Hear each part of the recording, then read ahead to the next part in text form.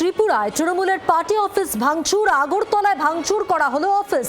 ভাঙচুরের অভিযোগ বিজেপির বিরুদ্ধে। আগরতলায় যাচ্ছে তৃণমূল প্রতিনিধি দল।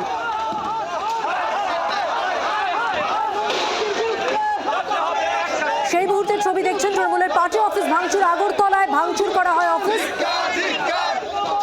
এক্সক্লুসিভ সেই ছবি জি24 ঘন্টার পর্দায় দেখছেন। ভাঙচুরের অভিযোগ বিজেপির বিরুদ্ধে। জানিয়ে রাখি, আগরতলায় যাচ্ছে তৃণমূলের প্রতিনিধি দল।